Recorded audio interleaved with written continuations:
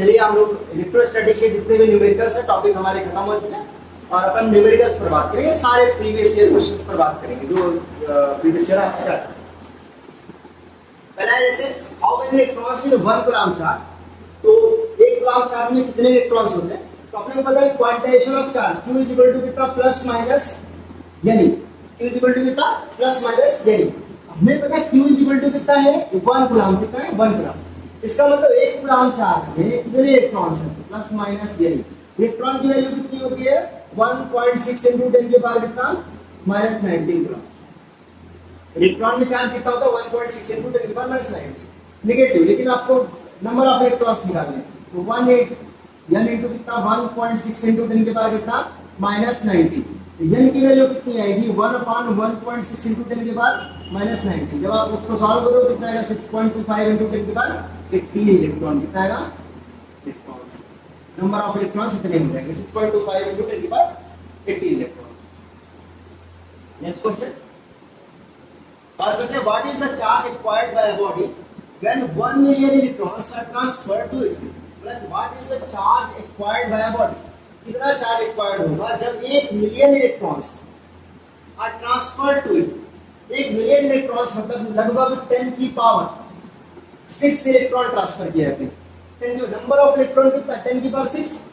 इसका मतलब Q is equal to कितना होता है प्लस माइनस यानी तो चार्ज कितना होएगा प्लस माइनस यानी मतलब चार्ज कितना है तो n की वैल्यू कितनी 10 की पावर 6 इनटू इलेक्ट्रॉन की वैल्यू 1.6 × 10 की पावर माइनस 90। तो चार्ज की वैल्यू कितनी आएगी हमारी 1.6 × 10 की पावर माइनस 30। तो इतना हमारा कूलम्ब चार्ज हो जाएगा, इतने कूलम्ब हमारा चार्ज हो जाएगा। यही पूछा है तो बोला गया what is the charge required by body in 1 million of electrons. तो कितना चार्ज होगा 1.6 × 10 की पावर में 30 कूलम्ब चार्ज होगा।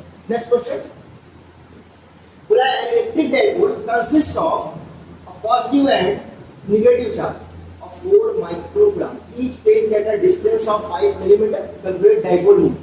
अब dipole moment कैलकुलेट करना है। सबसे पहले बात करें बोला कि पॉजिटिव और नेगेटिव चार्ज 4 माइक्रोकूलम्ब का एक चार्ज है, एक -4 माइक्रोकूलम्ब एक +4 माइक्रोकूलम्ब का चार्ज है। बोला इनके बीच का सेपरेशन कितना है, इनके बीच का सेपरेशन बोला 5 मिलीमीटर का सेपरेशन है।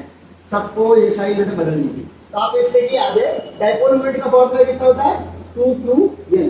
तो P इज इक्वल टू ध्यान से देखो 2ql में q into 2l, 2l is the length of dipole, 2l is the length of dipole 5 millimetre, कितना 5 मिलीमीटर। तो 2l is equal to कितना 5 into 10 की पावर माइनस 3 मीटर, कितना आएगा 5 into 10 की पावर माइनस 3 मीटर। और चार्ज कितना चार्ज बना है 4 माइक्रोकूलम्ब, चार्ज कितना 4 माइक्रोकूलम्ब मतलब 4 into 10 की पावर माइनस 6 कूलम्ब हो जाएगा। अब इस सब की वैल्यू पुट करा डाइपोल मोमेंट कितना आ गया 10 की power minus 6 into 2l, 2l की वैल्यू कितनी 5 इंटू 10 की पावर माइनस 3। वैल्यू कितनी है हमारी डाइपोल कूलम्ब इंटू मीटर, कितना आएगा कूलम्ब इंटू मीटर। इस फाइल में आएगा कूलम्ब इंटू मीटर कितना आएगा 20 इंटू 10 की पावर माइनस 9 कूलम्ब इंटू। ये हो गया हमारा डाइपोल मोमेंट आ गया। ठीक, चलिए अगले क्वेश्चन में चलते हैं। बोला है electric dipole with dipole moment 4 into 10 की पावर माइनस 9। डाइपोल मोमेंट कितना है 4 into 10 की power minus 9 coulomb into metre. बोला is aligned at 30 degree with the direction of electric field of magnitude 5 into 10 की पावर 4। जो मैग्नेटिक फील्ड है जो आपका इलेक्ट्रिक फील्ड है वो कितना है 5 into 10 की पावर 4 न्यूटन पर कूलम्ब, कितना है 5 into 10 की पावर 4 न्यूटन पर coulomb. Calculate the magnitude of the torque acting on the dipole. तो आपको पता है कि टॉर्क इज इक्वल टू कितना होता है टॉर्क इज इक्वल टू होता है Pe sin थीटा, कितना होता है sin थीटा। एंगल कितना बोल रखा है एंगल बताया पूरा aligned 30 degree with the direction of dipole और उनके बीच में इलेक्ट्रिक फील्ड के बीच का एंगल कितना 30 डिग्री। तो एंगल कितना है 30 डिग्री, कितना है 30 डिग्री। इसका मतलब टॉर्क कितना आएगा P की वैल्यू कितनी है 4 into 10 की पावर माइनस 9। E की वैल्यू कितनी है 5 into 10 की पावर 5 into 10 की पावर कितना है 4 है, कितना है into cos sin 30 sin 30 की वैल्यू कितनी होती है 1/2, कितनी होती है 1/2। इसकी वैल्यू कितनी है कि 4 into 10 की पावर माइनस 9 into कितना 5 into 10 की पावर into कितना 1/2, 2 से घटा कितना आएगा 2 आएगा। वैल्यू कितनी है torque is equal to 10 into 10 की पावर कितना माइनस 5। इसको सॉल्व करा कितना है 10 की पावर माइनस 4 और किसमें है अब टॉर्क है, टॉर्क का यूनिट की बात करें कितना आएगा न्यूटन मीटर। कितना आएगा? न्यूटन मीटर, क्योंकि वो होता है फोर्स इनटू परपेंडिकुलर डिस्टेंस। ये चलिए, ये हो गया आपका टॉर्क हो गया। Next question, two charges plus 16 microcoulomb and minus 9 microcoulomb are placed at the 8 centimeter apart. At what point on the line joining the two charges is the electric field zero? Mind बैठे, ये बहुत important question है। मान लीजिए एक charge है और ये बार बार रिपीट करता है। एक चार्ज है प्लस 16 माइक्रोकूलम्ब, कितना? प्लस 16 माइक्रोकूलम्ब। सेकंड चार्ज है माइनस 9 माइक्रोकूलम्ब। बोला है कि 8 सेंटीमीटर अपार्ट, कितने? 8 सेंटीमीटर अपार्ट, ठीक है। अब 8 सेंटीमीटर अपार्ट है, बोला at what point on the line joining the two charges is the electric field zero. Electric field zero का होगा, मैंने कहा कि किसी एक पॉइंट पर इलेक्ट्रिक फील्ड जीरो होगा। तो मैंने बोला line joining at what point on the line joining the two charges is the electric field zero. कहीं पर भी इलेक्ट्रिक फील्ड, तो मैंने पहले एक छोटा सा अंदर पॉइंट लिख देता हूं, फिर बाहर पॉइंट लिख देता हूं, कहीं पर पॉइंट लिख देता हूं। तो पहले अंदर एक पॉइंट लिया, मैंने कहा कि यहां पर इलेक्ट्रिक फील्ड कितना होगा? जीरो होगा। अब मैंने अपने रैंडम तरीके से इधर लिया, इसके नजदीक लूं कि उसके नजदीक लूं, ये सबको समझ में आ जाएगा बाद में। मैंने यहाँ पर एक पी पॉइंट ले लिया, लिया ए बी, ये था आपका चार्जेस। पी पॉइंट लिया, पी पॉइंट मैंने डिस्टेंस ले ली एक्स, क्या ली? X distance. तो ये वाला डिस्टेंस कितना है? पूरा डिस्टेंस एक्स, ये वाला डिस्टेंस कितना ले लिया? एक्स ले लिया। ये वाला कितना आएगा? 8 माइनस एक्स हो जाएगा, हो जाएगा। चूंकि इलेक्ट्रिक फील्ड जीरो है, कितना है? इलेक्ट्रिक फील्ड जीरो है। इलेक्ट्रिक फील्ड जीरो मतलब इसका इसके और इसके। अब यहाँ पर रखा मैंने टेस्ट चार्ज, तो यहाँ इलेक्ट्रिक फील्ड क्रिएट हुई, ऐसे यहाँ पर इलेक्ट्रिक फील्ड क्रिएट हुई, और दोनों का सम कितना है? जीरो है। अब दोनों का सम हुआ मतलब जीरो, मतलब E1 प्लस E2 की वैल्यू कितना है? जीरो है। इसका मतलब वैल्यू कितना? 16 के क्यू, के क्यू बाय ई का वैल्यू कितना होता है? के क्यू बाय आर का स्क्वायर। इसका मतलब ये वैल्यू कितनी है? के बाय 16 माइक्रोकूलम्ब, मतलब 10 की पावर माइनस 6, और अपन आर का स्क्वायर कितना? एक्स का स्क्वायर कितना? एक्स का स्क्वायर इज इक्वल प्लस कितना?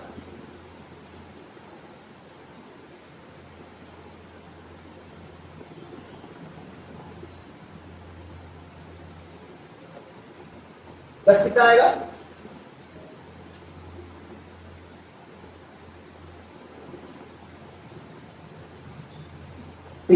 प्लस कितना हो जाएगा हमारा?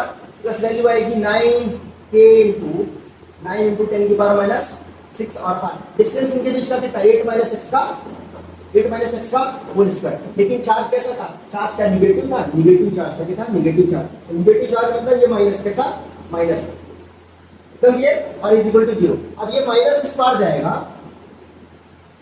देखिए ध्यान से, ये माइनस उस पार जाएगा, कितना है? k इंटू 16 इंटू 10 की पावर माइनस 6 और 1 एक्स का square is equal to k into 9 into 10 की पावर कितना? माइनस 6 और 1 कितना?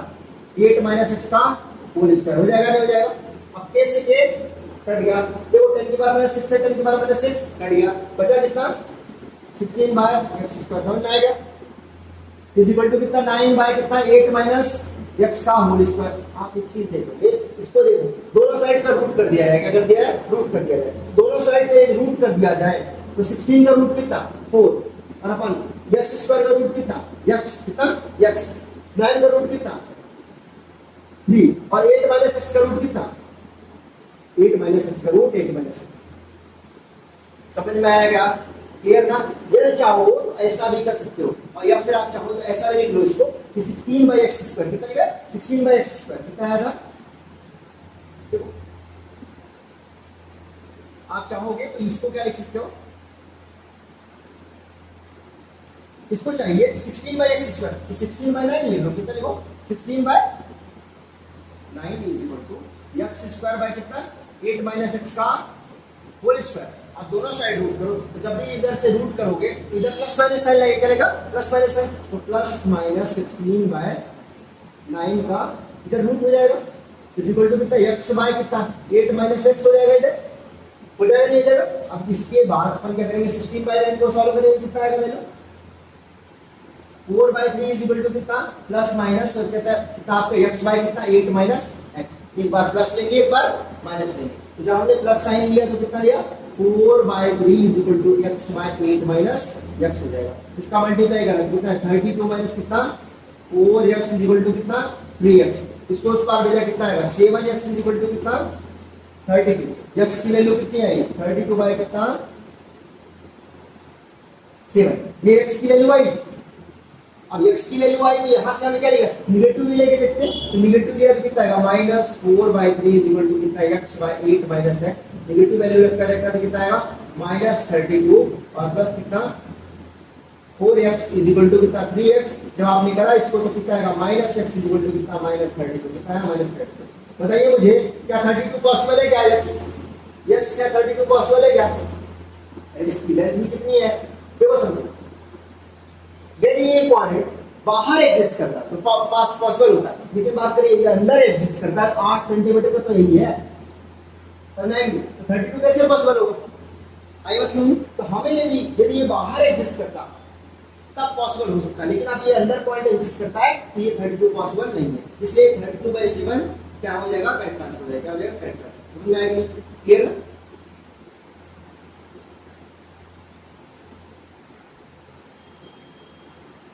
16/x² और 9/x² कितना आएगा 4/3 आएगा। 4/3 वैल्यू है 4/3 की वैल्यू कितना x/8 माइनस x मल्टीप्लाई कर दिया कितना आया हमारा 32 माइनस 4x और प्लस 3x। तो वैल्यू कितनी आई हमारी 32/7। अब 32/7 वैल्यू आ गई हमारी। कितना डिस्टेंस पर इक्विलिब्रियम पर होगा क्या होगा इक्विलिब्रियम पर होगा। क्लियर? आगे वाला question if s1 and s2 are two hollow spheres enclosing charge q and 2q respectively what is the ratio of electric flux through s1 and s2। Electric flux क्या होता है? इलेक्ट्रिक फ्लक्स कहता है कि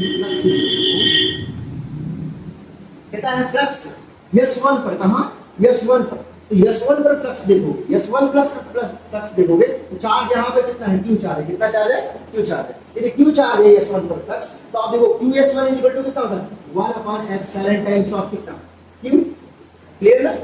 और यदि फाई s2 पर बात करोगे s2 पर तो q भी है और 2q भी है। कितना है 2q भी है। तो q और 2q दोनों है मतलब कितना 3q चार्ज है। कितना है s2 पर चार्ज कितना है चार्ज ऑन s2 कितना है q plus 2q।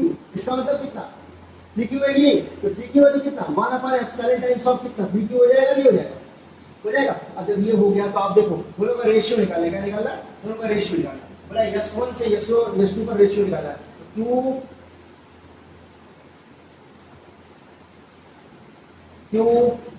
s1 upon कितना q s2 is equal to कितना 1/ε टाइम्स ऑफ q और 1/ε टाइम्स ऑफ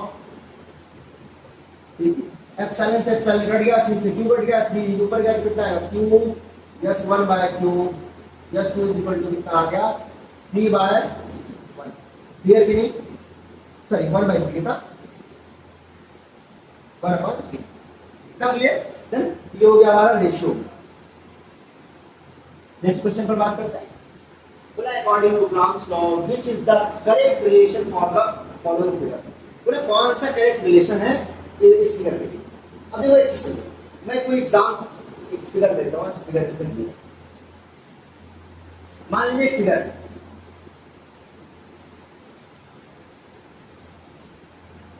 Q1 Q2 एक फिगर। अब बोला है कि यहां पर बता रखा है according to Coulomb's law which is the correct relation for the following figure. मान लीजिए एक रिलेशन है Q1 और Q2 और मैं कह रहा हूं यहां पर इस फिगर के लिए यदि मान लीजिए अट्रैक्शन फोर्स अप्लाई होगा। क्या रहा अट्रैक्शन फोर्स अप्लाई होगा तो मैंने कहा कि चार्ज जो है ना Q1 इनके बीच में क्या लग रहा अट्रैक्शन फोर्स क्या लग रहा अट्रैक्शन। अब ये अट्रैक्शन फोर्स फील कर रहे हैं। जब अट्रैक्शन फोर्स कब फील करते हैं आप लोगों को पता है कि unlike charges are attract to each other. Unlike charges होते हैं तब आपस में अट्रैक्ट करते हैं। ये अनलाइक चार्जेस होंगे इसका मतलब यदि Q1 क्या होगा Q1 पॉजिटिव होगा तो Q2 कैसे होगा नेगेटिव होगा नहीं होगा। अब आपको पता है कि तभी तो अट्रैक्ट करेंगे।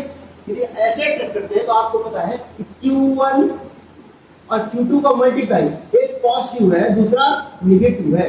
एक पॉजिटिव है दूसरा नेगेटिव है तो प्लस माइनस कितना होता है प्लस माइनस कितना होता है माइनस माइनस। और जब माइनस होता है तो Q1 is Q2 is less than कितना होना चाहिए 0 से छोटा होना चाहिए बिकॉज क्या आएगा नेगेटिव नंबर क्या होता है लेस देन जीरो, तो negative number less than zero Q1 Q2 क्या होगा लेस देन जीरो। समझ में आया क्या, एकदम क्लियर। चलिए नेक्स्ट क्वेश्चन बोला है कि an object A charge 1 coulomb and gains 5 into 10 to the power 18 electrons, the net charge on the object becomes, ठीक है, net charge on the object becomes। अब आपको पता है Q is equal to कितना होता है प्लस माइनस यानी होता है नहीं होता। अब आपको पता है कि 1 कूलम चार्ज है उस ऑब्जेक्ट में, 1 कूलम चार्ज है उस ऑब्जेक्ट में। बोला है गेन कितना करता है, गेन करता है कितने electrons 5 into 10 to the power 18 electrons gain करता है। गेन करता है इसका मतलब कितना गेन कितना करता है, कितना गेन करता है ध्यान रखना। तो Q is equal two plus minus, अब देखिए प्लस माइनस क्यों, क्योंकि इलेक्ट्रॉन गेन करता है, क्या करता है इलेक्ट्रॉन गेन करता है। तो आप कुछ समझिए यदि इलेक्ट्रॉन गेन करता है तो इसका मतलब नेगेटिव V की वैल्यू कितनी minus 1.6 into 10 to the power minus 19 coulomb, और N की वैल्यू कितनी है 5 into 10 to the power 18 है, कितना है, और E की वैल्यू कितनी minus 1.6 into 10 to the power minus 19। Multiply करा Q की वैल्यू कितना आया, Q की वैल्यू मल्टीप्लाई करा तो माइनस तो बाहर आएगा और कितना आएगा 8 into 10 to the power minus 1 लिखना चाहो तो माइनस 0.8 कूलम लिख सकते हो। कितना गेन करा क्या गेन करा। अब पहले कितना था चार्ज 1 कूलम था, कितना था 1 कूलम था, गेन किया कितना माइनस 0.8 कूलम चार्ज गेन किया। इसका मतलब जो नेट चार्ज होगा net charge on the object, तो net charge on the object होगा वो कितना होगा 1 कूलम प्लस माइनस 0.8 कूलम, कितना आएगा 0.2 कूलम, कितना आएगा 0.20 कूलम, कितना आएगा 0.20। इसमें गलती ये होती है जैसे हमने देखा 0 माइनस 0.8 ऑप्शन में माइनस 0.8 रखा हुआ और हम तुरंत उसी को मार के आगे बढ़ जाते हैं, लेकिन यहाँ पर बताया गया कितना 1 कूलम चार्ज में गेन इतना किया, और ये क्वेश्चन आया हुआ है आपको प्रीवियस ईयर। नेक्स्ट क्वेश्चन बोला है two identical conducting balls A and B have a charge minus Q and plus Q respectively. They are brought in a contact with each other and they separated by a distance d apart.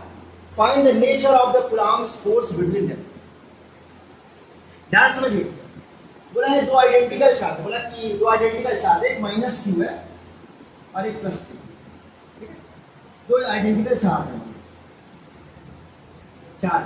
फिर बोला है कि they are brought in a contact.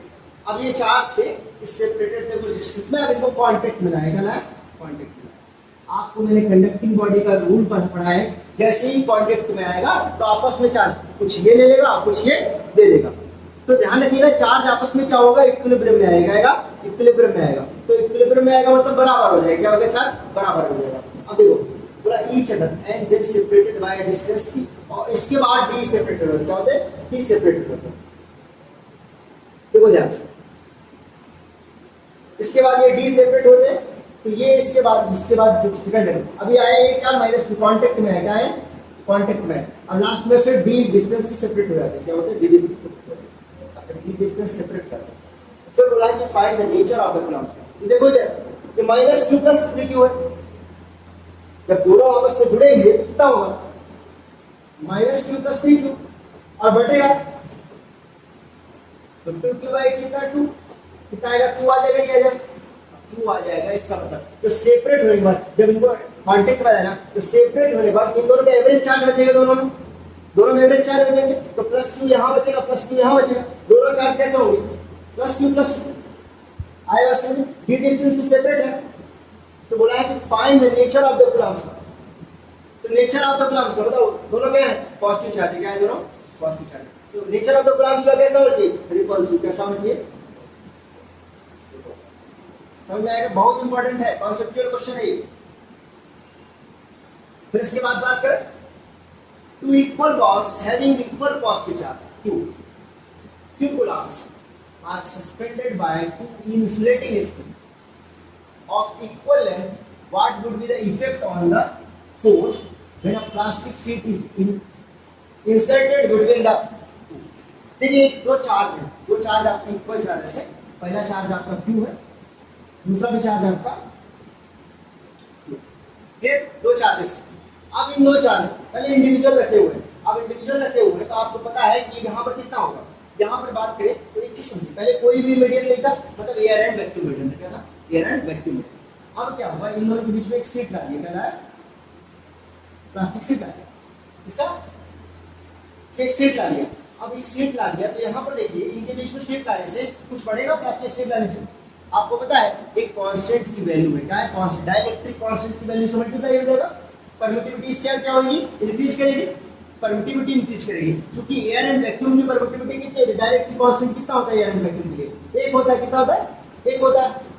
अब हमें पता है कि epsilon relative permittivity is equal to कितना होता है, epsilon medium by epsilon naught, तो epsilon medium is equal to कितना होता है, k इनटू ये एप्सिलॉन r जो है k के बराबर है, k के बराबर, तो k इनटू एप्सिलॉन नॉट। अब यदि एयर एंड वैक्यूम का k की वैल्यू 1, लेकिन ये मीडियम 1 ला तो k की वैल्यू क्या होगी, अब क्योंकि यहाँ पर क्या है, प्लास्टिक है, क्या है, प्लास्टिक है, तो प्लास्टिक के लिए k की वैल्यू क्या होगी, ग्रेटर देन 1, क्या होगी, ग्रेटर देन 1 होगी प्लास्टिक के लिए। अब आपको पता है कि f मीडियम बाय f किया जाए तो वैल्यू कितनी आएगी, value f medium by f is equal to k होता है, क्या होता है, k होता है। अब आपको समझ में आएगा k की वैल्यू ग्रेटर देन 1 होगी तो क्या होगी, k की वैल्यू ग्रेटर देन 1 होगी, जब k की वैल्यू ग्रेटर देन 1 होगी, 1 से बड़ी होगी तो एप्सिलॉन या मीडियम जो होगी, fn जो होगा k इनटू कितना आएगा, f के बराबर होगा, और मीडियम से जब बड़ी होगी इसका मतलब जो fm और f, तो बोला कि what is the force when a plastic sheet is inserted between the two, तो फोर्स में क्या परिवर्तन होगा, फोर्स में क्या परिवर्तन होगा, आप लोग कुछ समझो। यदि फोर्स की बात करें k का क्या होता है, डिवाइड होता है, क्या होता है, k की डिवाइड होता है, तो k का डिवाइड होता है, इसका मतलब समझना कि फोर्स इससे इनवर्सली प्रोपोर्शनल है, इसकी वैल्यू बढ़ी, k की वैल्यू क्या हुई, इंक्रीज हुआ, तो फोर्स की वैल्यू क्या हुई, डिक्रीज हुई, फोर्स की वैल्यू डिक्रीज हुई, इसका मीडियम का फोर्स होगा डिक्रीज करेगा नॉर्मल एयर एंड वैक्यूम के फोर्स से। समझ में आएगा, एकदम clear. Next two identical point charge, important, बहुत इंपॉर्टेंट है। Two identical point charge Q, each are kept 2 meter apart in air. A third point charge, capital Q of unknown magnitude and sign is placed on the line joining the charges such that the system remains in an equilibrium. Find the position and nature of the Q दोनों निकालना। बोला है Q, two identical charge, एक charge इधर है, एक charge इधर, बोला है kept at 2 meter apart, 2 meter apart in air and vacuum medium। फिर बोला a third point charge Q of unknown magnitude and sign is placed on the line joining the charge। मैंने कहा कोई एक पॉइंट यहाँ पर है, और यहाँ पर एक Q चार्ज है, तो एक पॉइंट मैंने लेट कर लिया कि Q इधर है, तो बोला unknown magnitude and the sign is placed on the line joining the charges such that the system remains in equilibrium। अब देखो एक चीज, क्योंकि आइडेंटिकल चार्ज है, क्या है, आइडेंटिकल चार्ज है, तो मैं डायरेक्ट भी बता सकता हूँ कि इसकी पोजीशन तो नहीं बता पाऊंगा, लेकिन इसका नेचर तो बता दूंगा। कैसे बताऊंगा, देखो आपको पता है कि चूंकि हमें क्या करना है, आइडेंटिकल चार्जेस, क्या है, आइडेंटिकल चार्जेस अपोजिट में नहीं डायरेक्शन, इसका मतलब इस क्यू को क्या डिपेंड करना चाहिए, यदि एक खींच रहा होगा, एक इधर खींच रहा होगा, तो दूसरा क्या करना चाहिए, इधर खींचना चाहिए। आई बस, मतलब इनका जो डायरेक्शन है, समझना, इनका डायरेक्शन अपोजिट होना चाहिए। और यदि ये पॉजिटिव हुए, दोनों चार्ज, तीनों चार्ज पॉजिटिव हुए, तो इसको भी रिपल करेगा, इसको भी रिपल करेगा, दोनों को रिपल करेगा। जब दोनों को रिपल करेगा, इसका मतलब क्या हो जाएगा, तो दोनों को रिपल करेगा कंडीशन, और बोला है कि identical point charges are the same 50%। लेकिन अब समझिए, जब दोनों को रिपल करेगा, इसका मतलब कि कहीं पर जीरो होगा ही, किसी पॉइंट पे जीरो होगा नहीं। अब करके दिखाता हूं, ये मान लीजिए यदि नेक्स्ट डिस्टेंस में देखिए कितना किया, x किया, ये वाली डिस्टेंस कितनी आएगी, 2 - 6, कितनी आएगी, 2 - 6 आएगी, नहीं आएगी। अब 2 - 6 आ गई, यहाँ पर चार्ज कितना, kq बाय कितना। और फोर्स की बात करें तो फोर्स कितना होगा, फर्स्ट फोर्स होगा kq into capital Q by कितना, x का स्क्वायर। ऐसे ही जो सेकंड फोर्स होगा कितना आएगा, 2 माइनस एक्स का होल स्क्वायर। और F1 F2 क्या है, इक्विलिब्रियम में, क्या इक्विलिब्रियम में, इक्विलिब्रियम का मतलब F4 बराबर कितना, F2 के बराबर है। इसका मतलब K Q small Q by कितना, x का स्क्वायर, और K Q small Q by कितना, 2 माइनस एक्स का होल स्क्वायर। K Q से K Q कट गया, बचा कितना 1 upon X square equal to 1 by 2 minus X square का होल स्क्वायर है, कितना होल स्क्वायर है। इसका मतलब ये हो गया,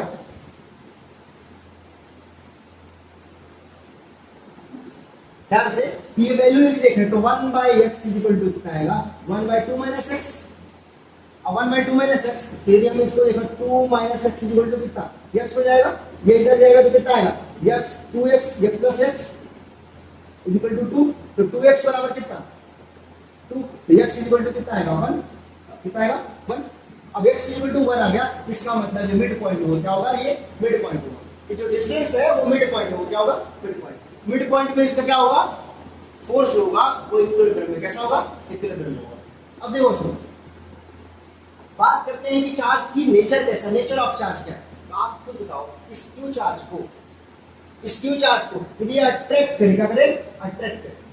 अब यदि अट्रैक्ट कर रहा है, आइडेंटिकल चार्जेस है, इसको भी अट्रैक्ट करे, इसको भी इस क्यू चार्ज को अट्रैक्ट कर रहा है।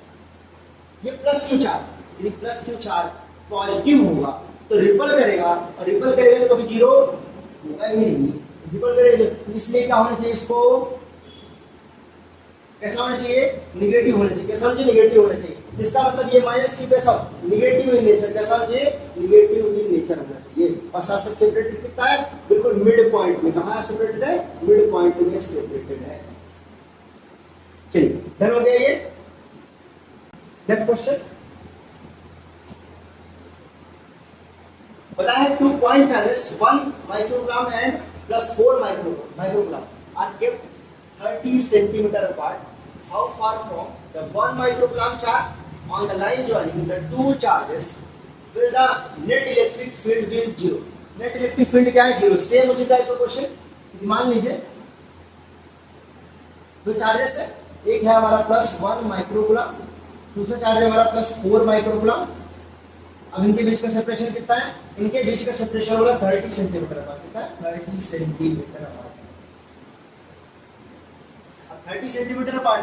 अब चूंकि इसमें डिस्टेंस चूंकि कैलकुलेट होता है ना डिस्टेंस, तो सेंटीमीटर में आएगा। तो हमने कहा कि मेन कहीं पर मिड पॉइंट है जहां पर इलेक्ट्रिक फील्ड 0 है, तो हमने कहा इस पॉइंट पर इलेक्ट्रिक फील्ड क्या है, 0। अब इलेक्ट्रिक फील्ड 0 है, इसका मतलब हमने कहा इक्विलिब्रियम है, क्या है इक्विलिब्रियम है, तो K * 1 माइक्रोग्राम मतलब 10 की पावर -6 सेपरेटेड डिस्टेंस ले लिया x, में कितना आएगा 30 माइनस x सेंटीमीटर, तो x का होल स्क्वायर इक्वल टू कितना, K * 4 * 10 की पावर -6 और अपन 30 माइनस x का होल स्क्वायर, K से K कट गया, 10 की पावर -6 से 10 की पावर -6 कट गया, वैल्यू कितनी आई 1/4 इज इक्वल टू कितना है, x स्क्वायर y कितना 30 माइनस x का होल स्क्वायर। अब यहां से यदि स्क्वायर हटेगा तो कितना आएगा, प्लस माइनस 1/2 आएगा, इज इक्वल टू कितना आएगा, x/30 माइनस x, कितना है x/30 माइनस x। अब यहां साइन बदल दो, साइन दोनों लेके लिख लो इस पॉइंट पर, जब प्लस 1/2 लिया तो कितना आएगा x/30 माइनस x, तो वैल्यू कितनी आएगी 30 minus x equal to 2x, तो 3x इक्वल टू कितना है 30 आया, x की वैल्यू आई हमारी 10। माइनस जब लोगे देखो, तो माइनस लोगे ना तो 1/2 equal to x, 30 minus x equal to कितना आएगा -30 plus x equal to 2x। आप यहां पर देखोगे तो डिस्टेंस नेगेटिव आ जाएगी, कितनी आएगी डिस्टेंस नेगेटिव आएगी, जो कि पॉसिबल नहीं है। इसका मतलब हमारा x इक्वल टू 10 सेंटीमीटर एकदम क्लियर है, मतलब 10 सेंटीमीटर डिस्टेंस होगी जहां पर जो आपका इलेक्ट्रिक फील्ड होगा वो कितना होगा 0 होगा, एकदम क्लियर। नेक्स्ट क्वेश्चन की बात करें, draw the pattern of electric field line when a point charge plus is kept near an uncharge conducting plate. एक अनचार्ज कंडक्टिंग प्लेट है, एक अनचार्ज कंडक्टिंग प्लेट है, मान लीजिए प्लेट है ये अनचार्ज। अब इसके सामने प्लस क्यू चार्ज रखा, क्या रखा प्लस क्यू चार्ज। अब आपको पता है जैसे ही प्लस क्यू चार्ज के नजदीक आया, क्या का प्लस क्यू बोला नियर शिफ्ट करना है, तो प्लस क्यू चार्ज के जैसे इस अनचार्ज, आपको पता है अनचार्ज प्लेट में क्या होगा, अनचार्ज में सारे पॉजिटिव, इसके नेगेटिव चार्ज क्या करेगा, पीछे रहेगा नेगेटिव चार्ज, इस साइड क्या आएगा नेगेटिव चार्ज, और इस साइड क्या आएगा पॉजिटिव चार्ज, क्या आएगा पॉजिटिव चार्ज। और बोला है ड्राई इलेक्ट्रिक फील्ड लाइन, तो इलेक्ट्रिक फील्ड लाइन आपको पता है कैसे ड्रॉ होता है, इलेक्ट्रिक फील्ड लाइन का कैसा होता है, आपका पॉजिटिव से यहां से क्या होता है, पॉजिटिव से जाता है, पॉजिटिव से जाता है, यह हमारी इलेक्ट्रिक फील्ड लाइन होगी, क्या हो गई हमारी इलेक्ट्रिक फील्ड लाइन में, यह हमारी बन गई क्या इलेक्ट्रिक फील्ड लाइन, पॉजिटिव से नेगेटिव की ओर क्या होता है जाता है, तो ये हमारी क्या होगी इलेक्ट्रिक फील्ड लाइन, और इसमें क्या बन गया हमारे चार्ज, इस सेक्टर में बोला ड्रा करना था तो हमने ड्रा कर दिया।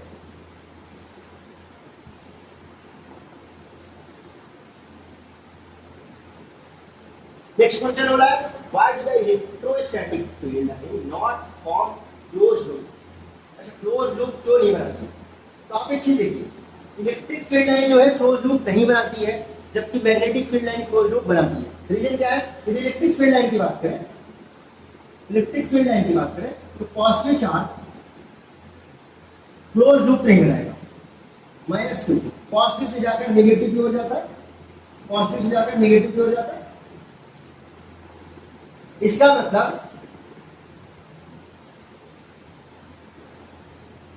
मतलब ये माइनस क्यू की ओर जाएगा, पॉजिटिव से नेगेटिव की ओर, माइनस क्यू की ओर जाएगा, यहां से पॉजिटिव से नेगेटिव की ओर,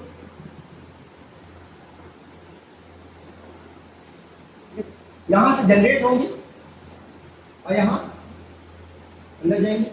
देखो क्या क्लोज लूप बनता है क्या, क्लोज लूप अंदर जाता है क्या, कंप्लीटली पैक होता है क्या, नहीं होता, इसका मतलब क्लोज लूप नहीं बनाता है। जबकि मैग्नेट की बात करें, मैग्नेट की बात करते हैं, मैग्नेट की बात करें, नॉर्थ और साउथ पोल की बात करें, वहां पर कंप्लीटली क्लोज लूप ऐसे बनाता है, फिर अंदर से जाता है और ये कंप्लीटली ऐसे बनाता है, तो वहां पर क्लोज लूप बनाता है मैग्नेट के लिए। जब मैग्नेट पढ़ेंगे तो बात करेंगे, तो why do the electrostatic field line not form close loop, electric field line क्या होता है, क्लोज लूप नहीं बनाता है, बिकॉज यहाँ पर क्या होता है, ये पॉजिटिव से स्टार्ट करके नेगेटिव जाकर एंड हो जाता है, क्या होता है समाप्त हो जाता है, और जबकि यहाँ पर क्या होता है समाप्त नहीं होता, ये प्रोसेस लगातार चलती है, क्योंकि ये क्या है कि पॉजिटिव से स्टार्ट होकर और नेगेटिव में क्या होता है समाप्त हो जाता है। नेक्स्ट बात करें why do the electric field lines never cross each other, तो मैंने बताया कि electric field line never cross to each other, मतलब क्या होता है, इलेक्ट्रिक फील्ड लाइन है ये क्रॉस करेंगे एक दूसरे को, तो हमें पता है कि direction of electric field line कौन दर्शाता है, tangent of electric field line, क्या दर्शाता है tangent of electric field line. अब आपको पता है किसी एक इलेक्ट्रिक फील्ड लाइन में यदि दोनों आपस में क्रॉस टू होंगे तो इसका मतलब क्या होगा, दो डायरेक्शन शो करेंगे, दो डायरेक्शन, तो टेंजेंट क्या दर्शाता है, दो डायरेक्शन शो करता है। ध्यान रखिएगा electric field lines are electric field lines are never cross to each other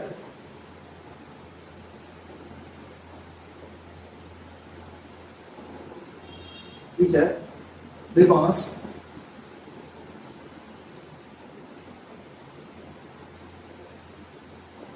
source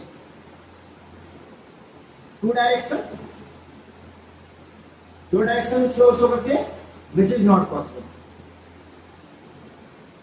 क्योंकि पॉसिबल नहीं है, इसलिए क्या है आपका इलेक्ट्रिक फील्ड लाइन में हमेशा दो डायरेक्शन नहीं, दोनों आपस में क्रॉस नहीं करते एक दूसरे। नेक्स्ट क्वेश्चन बताया बोला given a uniform electric field is equal to 5 into 10 to the power 3 joule Newton per coulomb, find the electric flux of this electric field through a square of 10 centimeter on a side whose plane is parallel to the yz plane. What would be the flux through the same square if the plane makes a 30 degree angle with the x axis? पहले बोला है electric field कितना दिया 5 into 10 to the power 3 joule दिया है, और जे gap Newton पर coulomb कितना 5 into जे गैप न्यूटन पर कूलम्ब,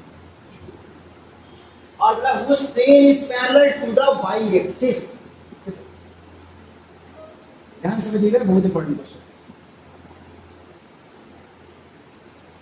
मान लीजिए x एक्सिस है तो y एक्सिस है z एक्सिस, बोला है plane is a parallel to the y axis,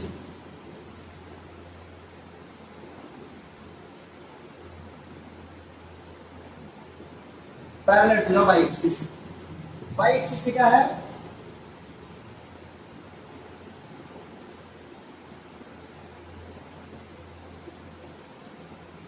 parallel to the y axis. अब प्लेन इसके पैरेलल है। इसका आपको पता है एरिया वेक्टर का डायरेक्शन क्या होता है? एरिया वेक्टर का डायरेक्शन परपेंडिकुलर होता है सरफेस। अब क्योंकि वाई जेड प्लेन में है, वाई जेड प्लेन के पैरेलल है, इसका डायरेक्शन क्या होगा? एरिया वेक्टर का डायरेक्शन क्या होगा? आई गैप। अब आई गैप होगा, इसका मतलब आपको समझ में आया? आई गैप वैल्यू होगी तो क्या बोला एरिया वेक्टर? बोला साइड कितना? 10 सेंटीमीटर। कितना साइड बोला? 10 सेंटीमीटर। अब 10 सेंटीमीटर का मतलब 0.1 मीटर। कितना? 0.1 मीटर। तो ये कितना है? 0.1 मीटर। एरिया कितना हो जाएगा? Area is equal to a square. Square है ना, स्क्वायर मतलब 0.1 का होल स्क्वायर मतलब 0.01 मीटर स्क्वायर। क्या आएगा? अब ये आ गया तो हमें पता है और इसका डायरेक्शन क्या है? डायरेक्शन इसका आई कैप है। क्या है डायरेक्शन? आई कैप। अब हमें पता है फ्लक्स क्या है। फ्लक्स की बात करें तो इलेक्ट्रिक फ्लक्स क्या होगा? उस पैरेलल इलेक्ट्रिक फ्लक्स क्या होगा? तो फ्लक्स इज इक्वल टू कितना होता है? E. E vector dot S vector और इनके बीच का एंगल अभी तो लोग क्या है? सेम डायरेक्शन में, सेम डायरेक्शन में। और यदि सेम डायरेक्शन में नहीं हो तो ई वेक्टर कितना है? ई वेक्टर हमारा 5 × 10 की पावर 3 जे है, ठीक है। और डॉट ऑफ एस वेक्टर कितना है? एस वेक्टर है 0.01। कितना लिखा है? 0.01। अब फ्लक्स में निकाला था E vector dot 0.01 metre square. तो हमें अभी कैप से कोई मतलब नहीं, कैप का हमें ज्यादा रोल नहीं है। हम ऐसा करते हैं इसको, ये वैल्यू कितनी है हमारी? 0.01। फिर ये वैल्यू हमारी कितनी आएगी? हम इसको सॉल्व करके कितना आएगा? 50। कितना आएगा? 50। फ्लक्स कितना आएगा? 50। और 50 कितना आएगा? आपको पता है फ्लक्स का यूनिट क्या होता है? फ्लक्स होता है आपका ई इनटू ए, तो न्यूटन पर कूलम इनटू मीटर का स्क्वायर। कितना? न्यूटन पर कूलम इनटू मीटर का स्क्वायर। लेकिन अब बता दिया है कि आप इस पर जो प्लेन है ना उससे कितना 30 डिग्री का एंगल रहता है। कितना मतलब 30 डिग्री का एंगल। और किस प्लेन से हम देख सकते हैं 30 डिग्री विद एक्स एक्सिस। कितना? X axis. मान लीजिए एक्स एक्सिस है, कितना है? एक्स एक्सिस है। एक्स एक्सिस से 30 डिग्री एंगल रहता है। कितना मतलब 30 डिग्री एंगल। तो क्या प्लेन और इसके बीच का एंगल लेते हैं? नहीं। अब ये 30 डिग्री एंगल बनाएगा तो इस एरिया वेक्टर का डायरेक्शन क्या होगा? ये होगा डायरेक्शन। अब ये डायरेक्शन होगा, ये नेट एंगल कितना बनेगा? ये नेट एंगल बनेगा 90। ये वाला कितना होगा? 60 डिग्री। आप 30 डायरेक्ट पुट करके आंसर लिख देंगे तो गलत हो जाएगा। ये कितना होगा? नेट एंगल कितना होगा? 60 डिग्री हो जाएगा। तो अब जब 60 डिग्री हो जाएगा तो आपको लिखना है फ्लक्स इक्वल टू कितना? Yes cos 60 degree. तो फ्लक्स इक्वल टू हमारा कितना है? इनकी वैल्यू 5 × 10 की पावर 0.01 और जे कैप कितना? cos 60। cos 60 की वैल्यू कितनी? 1/2 मतलब आएगा 25 न्यूटन पर कूलम इनटू मीटर। ये हो गया हमारा फ्लक्स।